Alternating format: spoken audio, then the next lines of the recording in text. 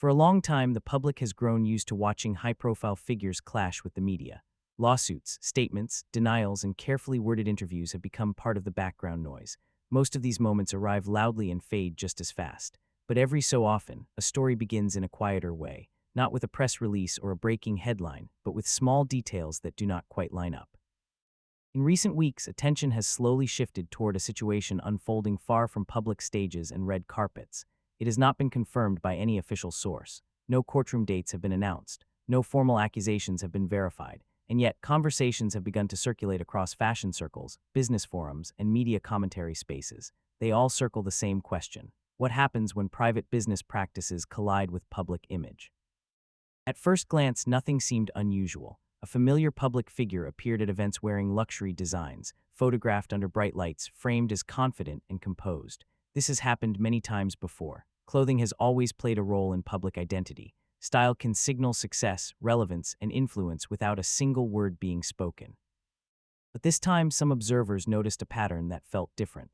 Items appeared briefly, then vanished. Outfits seen once were never worn again. Retail insiders quietly discussed return activity that seemed unusually frequent for items at the highest end of the market. These were not rumors shouted into the open. They were cautious conversations, shared behind closed doors. As those conversations continued, the tone began to change.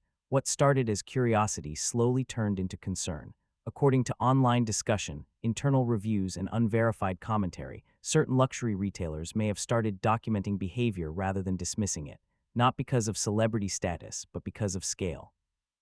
This is where the situation began to feel less like gossip and more like a developing issue, not because anyone had confirmed wrongdoing, but because multiple systems appeared to be paying attention at the same time: retail policy, brand protection, reputation management, all areas that usually remain invisible to the public.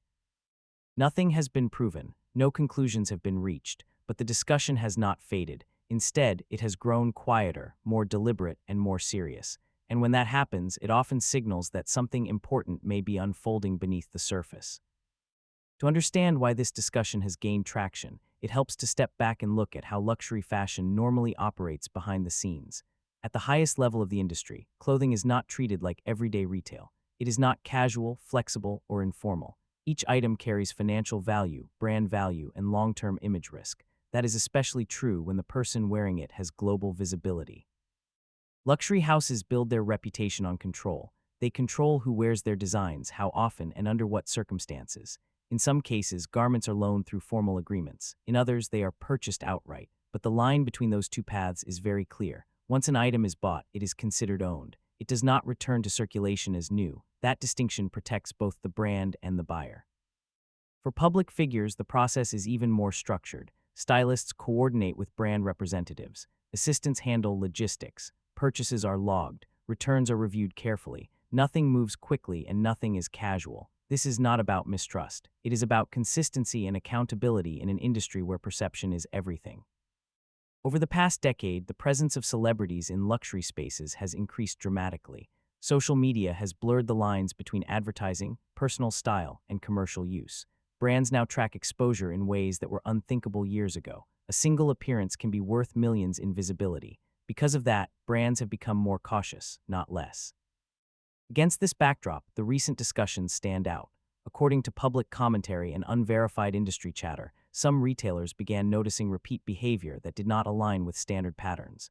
High-value items appeared to be purchased and returned with unusual frequency. The timing of those returns raised questions. The stated reasons were reportedly consistent, but consistency alone does not always mean accuracy. This did not lead to immediate action. Luxury houses rarely react publicly. Instead, they observe, they document, they compare notes internally. The goal is not confrontation, but clarity. When patterns repeat, they are examined more closely. At the same time, the public image of the individual involved continued to evolve. Media projects expanded. Branding efforts intensified. Appearances became more strategic. Clothing choices played a scent. Role in how these moments were presented. Nothing about this was hidden. It was highly visible by design. What made the situation more complex was the intersection of personal branding and commercial benefit. When clothing appears in promotional content, interviews, or widely distributed media, it carries implied endorsement value. That value usually comes with formal agreements. Without them, questions naturally arise.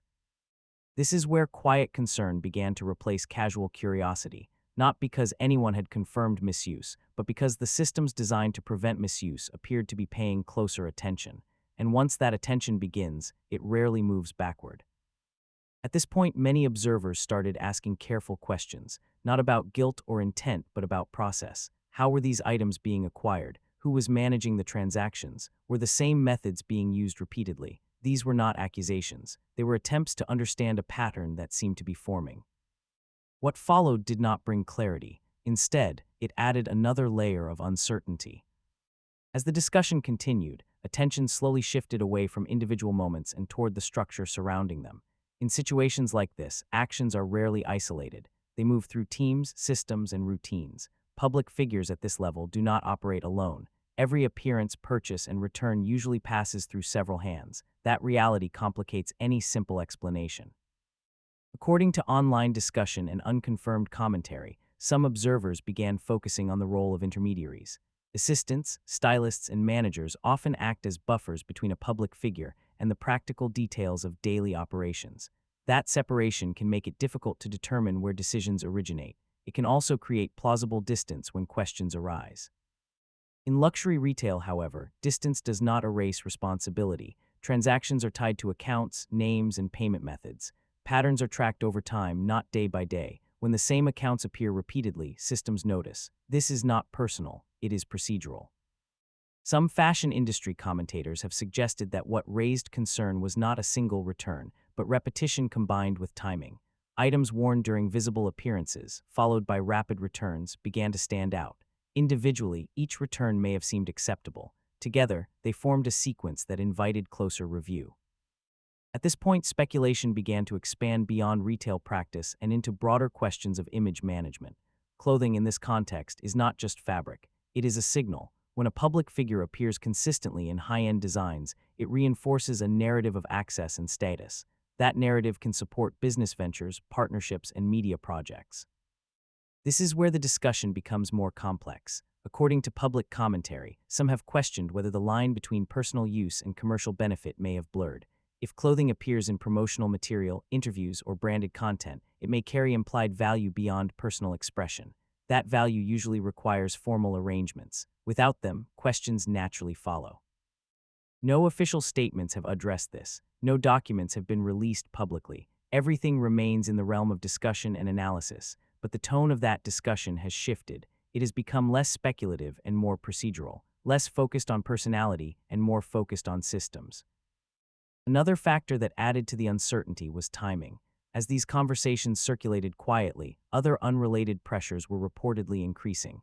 Business ventures faced scrutiny, public perception fluctuated, media narratives became more fragmented. In that environment, even small issues can feel larger. Some observers noted that luxury brands are particularly sensitive during periods of economic uncertainty. Inventory control becomes stricter. Return policies are enforced more carefully. Exceptions are reduced, not expanded. In that climate, behavior that may have been overlooked in the past can suddenly draw attention. This does not mean conclusions were reached. It means thresholds changed. What once felt routine began to feel questionable, and once a process moves into review mode, it rarely stays contained. What followed only added to the confusion. Discussions emerged suggesting that internal documentation may have been compiled, not as an accusation but as a record, dates, items, and outcomes. This is standard practice when patterns appear. It does not imply intent, it implies preparation. At the same time, public appearances continued. New outfits were worn, new images circulated. To the outside world, nothing seemed different, but behind the scenes, some believe the atmosphere may have shifted. This is often how these situations unfold. There is no single moment of rupture, no dramatic confrontation. Instead, there is a gradual tightening of attention, a sense that systems are aligning, quietly and methodically. At this point, many people began to ask not what had happened, but what might happen, and that question, once raised, has a way of sustaining itself. As that question lingered, the discussion entered a new phase. It became less about individual choices and more about patterns that seemed difficult to ignore. In long-form analysis across media and industry circles, some began to note that repetition changes how actions are interpreted. What might be explained once as a misunderstanding starts to look different when it appears again and again. According to unverified commentary, this was the point when attention may have shifted toward documentation. In many industries, especially those built on reputation, documentation is not about punishment, it is about protection. Brands protect themselves by recording timelines, keeping records, and preserving internal reviews. These actions are quiet and procedural, not dramatic. Some fashion analysts have suggested that when luxury houses feel uncertain, they rarely respond with confrontation. Instead, they allow processes to run their course. They gather information. They consult internal teams. They evaluate risk. Public figures are not treated differently in this regard. In some cases, they are monitored more carefully because the stakes are higher. At the same time, public commentary began to notice subtle changes. Invitations appeared less frequent. Appearances felt more controlled. Some brands that had once been visible were no longer present. None of this was confirmed, and no official explanations were offered. Still, observers pointed out that absence can sometimes speak as loudly as presence. What made the situation more complicated was the growing role of media projects. According to public discussion, certain appearances and outfits appeared in widely distributed content. When fashion intersects with monetized media, questions naturally arise about use and compensation. These are not moral questions, they are contractual ones. This is where industry rules become especially strict. Brands carefully manage how their products appear in filmed content. Permissions are negotiated, credits are assigned, fees are discussed. If any part of that process is unclear, it can create tension behind the scenes. Some commentators have suggested that this may have contributed to increased scrutiny, not because of any confirmed violation, but because of overlapping systems. Retail policy, brand agreements, and media usage all operate differently. When they intersect, clarity becomes essential. As these ideas circulated, the tone of discussion remained cautious. No one presented evidence. No one claimed inside knowledge. The emphasis stayed on possibility, not certainty. Words like may, could, and has not been confirmed appeared often. This restraint reflected the seriousness of the topic. Reputations were involved, and speculation without care could cause harm. Still, the story did not fade. Instead, it settled into a steady presence. Commentators returned to it not with urgency, but with persistence. Each new public appearance was observed more closely. Each fashion choice was noted in context. Patterns once seen are difficult to unsee. Another layer added to the tension was the silence. No formal statements were released. No clarifications were offered. Silence can mean many things. It can reflect legal caution. It can signal confidence. It can also suggest that discussions are happening privately, where they belong. Some observers noted that silence from institutions often indicates that processes are ongoing. When organizations speak too early, they limit their options. When they wait, they preserve flexibility. This is especially true in industries where public missteps can have lasting consequences. At this stage, the conversation was no longer driven by rumor alone. It was driven by structure, by the way systems tend to behave when something does not align perfectly. The focus moved away from individuals and toward mechanisms. And this is why the discussion continued, not because of outrage, but because of uncertainty. People were not reacting to a confirmed event. They were responding to a sense that something unresolved was unfolding. As more time passed, that sense did not disappear. It deepened, and with it came broader questions about how public figures navigate private systems and what happens when those systems quietly push back. This is where the situation now stands, not resolved, not confirmed, but still present, and for many watching closely, that is what makes it difficult to look away. As the situation remained unresolved, attention slowly widened beyond fashion and into the broader public sphere. When stories linger without clear answers, they tend to attract interest from more than one direction. Media analysts, brand observers, and cultural commentators began framing the discussion not as an isolated concern, but as part of a larger pattern seen whenever influence, money, and visibility intersect. According to public commentary, some media outlets approached the subject cautiously if they addressed it at all. This was not surprising. Stories involving powerful brands and recognizable figures carry risk. Without verified documentation, responsible platforms often choose restraint. Instead of making claims, they describe the conversation itself. They report on the fact that discussion exists, not on its truth. Within industry circles, however, the tone was reportedly different. Fashion professionals are accustomed to working behind closed doors. They understand that public silence does not mean inactivity. Contracts are reviewed quietly. Policies are revisited. Internal guidance is updated without announcement. These steps rarely reach public awareness, but they shape future behavior. Some observers suggested that institutions tend to react indirectly. Rather than confronting a situation head-on, they adjust access. Invitations change. Informal privileges are reduced. Processes become more rigid. None of this requires explanation. It simply reflects a recalibration of trust. Public reaction followed a similar pattern. There was no widespread outrage, no coordinated backlash. Instead, there was a slow shift in tone across commentary platforms. Discussions became more analytical, less emotional. People asked how these systems work and why they exist. The story became a case study rather than a scandal. This is often how narratives mature. Early curiosity gives way to contextual understanding. The focus moves from who to how. Why do luxury brands enforce strict return policies? How do public figures manage visibility across multiple industries? What happens when informal practices collide with formal rules? Institutional responses, when they came, were subtle. No statements were released confirming or denying anything.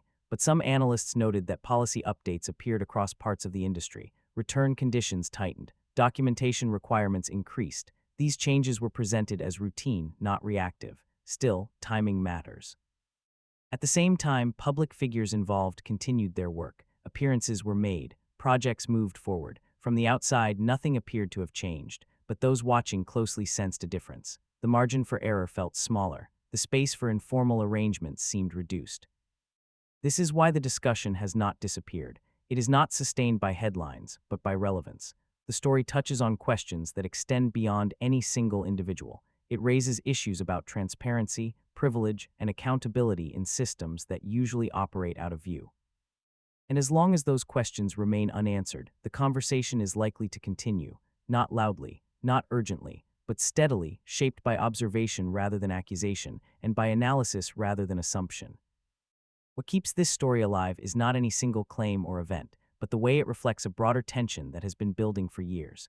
The modern public figure operates across many overlapping spaces at once. Personal identity, business interests, media presence, and brand relationships all blend together. When everything works smoothly, those boundaries remain invisible. When they do not, even small disruptions can draw sustained attention. According to public discussion, this situation has become a reference point for that tension. Commentators are not focused on proving anything. Instead, they are examining how easily informal habits can develop when access is constant and oversight feels distant. In environments built on trust, repetition can slowly replace caution. That is not unique to fashion or media. It is a human pattern. What makes this case compelling is the absence of resolution. There has been no clear ending, no announcement that closes the conversation. That lack of finality allows analysis to continue without tipping into accusation. Each new development, even if unrelated, is viewed through the same lens, not because it confirms anything, but because it adds context. Some observers have noted that this is also a story about systems quietly correcting themselves. When boundaries blur, institutions rarely respond with drama. They respond with structure. They adjust processes. They reinforce rules. Over time, those changes reshape behavior without public confrontation. From the outside, it can look like nothing is happening. From within, it can feel like everything has shifted.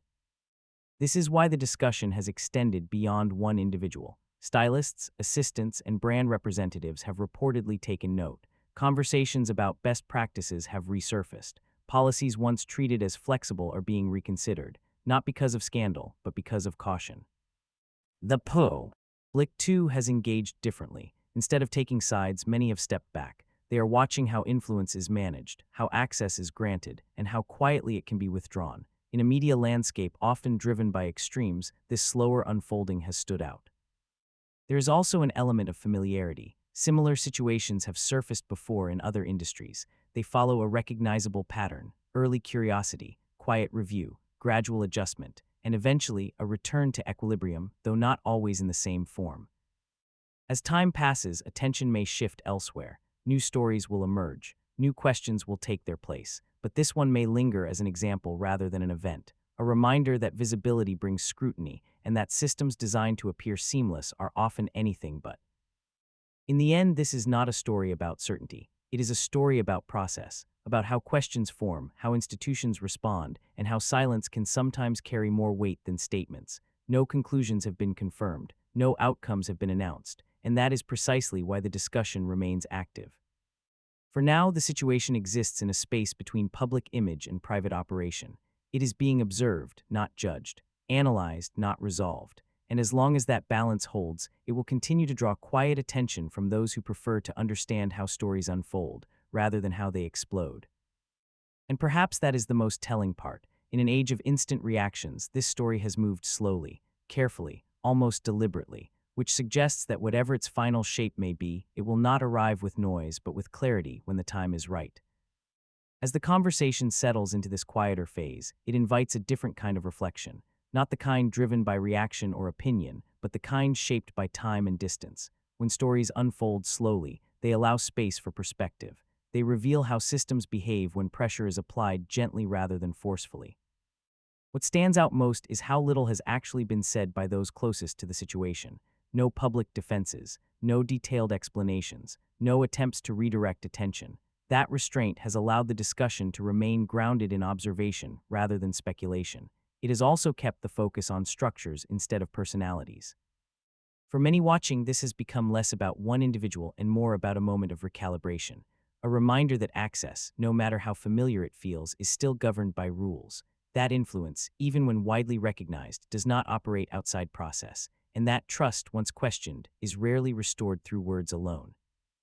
There's also a lesson here about visibility. Public life often gives the impression of openness, but most decisions that matter happen out of sight. Policies are adjusted quietly. Relationships shift without announcement. Privileges fade without explanation. To the outside world, it can look like nothing has changed, but inside these systems, the impact can be lasting. This story has never been about shock or confrontation. Its power comes from its subtlety, from the way it highlights how modern institutions manage risk, reputation, and responsibility without spectacle. It shows how restraint can be more effective than response, and how silence can protect more than it reveals. As time moves forward, the conversation may slowly lose its urgency. Other topics will take its place, but the questions it raised will remain relevant. How should influence be managed? Where do informal practices end and formal rules begin? And what happens when those lines blur, even unintentionally? For those who follow stories like this, the interest is not in outcomes, but in understanding, in watching how systems hold together under quiet strain, in noticing the moments when patterns emerge, not through exposure, but through absence. Nothing here has been proven, nothing has been resolved, and that uncertainty is not a weakness of the story, it is its defining feature. It reflects the reality of how most real-world situations evolve, slowly, carefully, away from the spotlight. In the end, this is not a story that demands a verdict. It asks for patience. It invites attention without urgency, and it reminds us that the most revealing developments are often the ones that happen without announcement, leaving their mark not through noise, but through change.